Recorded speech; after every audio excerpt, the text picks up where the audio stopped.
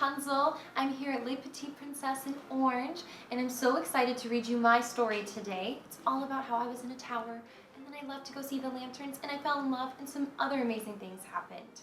Alright, so every fairy tale story starts with 4 magical words, and those 4 magical words are once upon a time. Once upon a time, I lived in a tower, and I used to find many things to help me get through the day. I used to do puzzles, I used to paint, I would sing songs, sew a dress, and all tons of other things. Every morning, Mother Gothel used to come at the bottom of my tower and call up and say, "Rapunzel, let down your hair." I would do that, and I would pull her up, up, up. And Mother had always told me that I could not go out of the tower because there were horrible people out there that wanted to take my hair and do very magical things with it.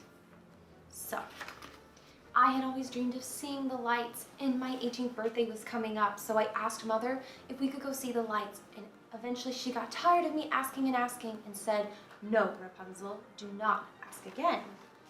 So I convinced her that all I wanted was some hazelnut soup and some fresh new paints for my birthday. And not too far from our tower, there was a thief who had taken a very special crown from the kingdom of Corona with 2 very, very scary looking thieves. So Flynn was running away from the palace guards and from a very cute horse named Maximus when he stumbled across my tower, and he climbed up the stones of the tower and made it into my room. And I had never seen anyone except for Mother Gothel before. So I hit Flynn with the frying pan and I tucked him away. But I had noticed that he had a satchel with him, and in that satchel was the crown that he had stolen. It's the crown that you see right here.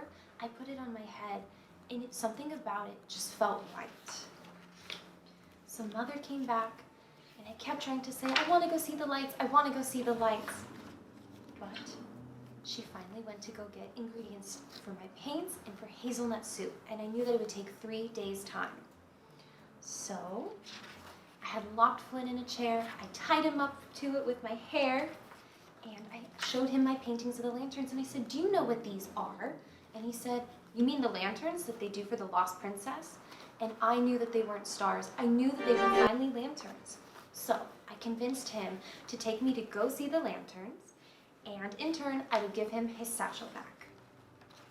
And at first, I was so nervous about being outside the tower. I had never left before.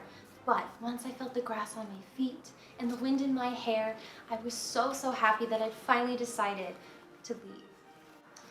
Flynn Rider could sense that I was very nervous about being out of the tower, and I told him that I was so scared of seeing kings and thieves and knives and horrible things. So he said, "Oh, are you hungry? I know just the place for lunch." And he took me to this place called the Snuggly Duckling. And when we went in, there were so many interesting people. Some of them were quite scary, I have to say.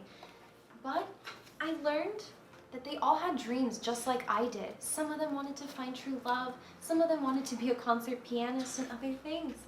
So when the palace guards made their way towards us to capture Flynn Rider, they were nice enough to let us escape through a trapdoor. So Flynn and I thought we had made it out safe, but there was Maximus and many other palace guards, and he started to battle us. And then Flynn's 2 accomplices, who were not very happy with him, also tried to battle us. So I used my hair and we escaped, but a ton of bugs came cascading down, and we got trapped inside a little cave, and it started to fill with water, and I thought that we weren't going to get out alive. So I started to tell Flynn Rider that I had magical hair that glows when I sing. So then I remembered that we could find a way out. So I sang, my hair started to glow. He found a way out. We pushed the rocks away, and then we landed in a nice green meadow. So the next morning, I woke up to Flynn Rider screaming his head off because Maximus had caught up to us, and he was trying to take Flynn back to the palace.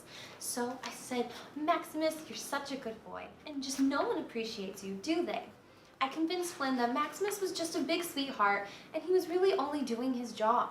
So I told Maximus, "You can chase Flynn Rider as much as you want to, but please just let him take me to go see the lanterns tonight." So we made our way to Corona, and something about the kingdom just felt so familiar to me. I got my hair braided by some very cute girls, like you see right now. And then I came across this painting, and it was the king and queen and their daughter when she was a baby, and I thought that they looked really familiar. Then Flynn and I began to dance to the songs of my kingdom, and I felt like I truly belonged there. And then it was time to go see the lanterns, and I was so nervous because I had been dreaming about seeing the lanterns for such a long time, and I didn't know what I was going to do next, but Flynn told me that I could always find a new tree. Eventually, Flynn Rider's accomplices caught up to us with the help of Mother Gothel, and they took Flynn and they tied him to a boat with the crown, and Mother Gothel came and told me that Flynn had left me to go take the crown back to the kingdom. Then the next morning, Flynn had woken up, and he was in a cell, and something very, very horrible was about to happen to him, but thanks to our friends from the Snuggly Duckling, he was able to escape. And then I had also realized that all the things I'd been painting, the sun of Corona and all the flowers, those were things that I saw when I was little. And I realized that I was the lost princess. So I went to Mother Gothel and I said, "I'm the lost princess, aren't I?" And she didn't know what to say. So she wanted to take me away, but Flynn made his way to our tower. He climbed up, up, up, and Mother Gothel hurt him so horribly when he got to the top. Then I told Mother Gothel, "I will never stop trying to leave you unless you let me save him." Mother Gothel let me save him, but before I could finish the song, Flynn Rider cut my hair. It turned brown, and Mother Gothel withered away into nothing. We never saw her again. But Flynn Rider was still really, really hurt, and I tried to save him, and I was so scared he wasn't going to make it. But since the magic was within me and not just my hair, as one of my tears fell onto his face, it cured his wound. So I was finally reunited with my family, and after many, many times of Flynn asking me to marry him, I finally said yes, and we're all living happily ever after.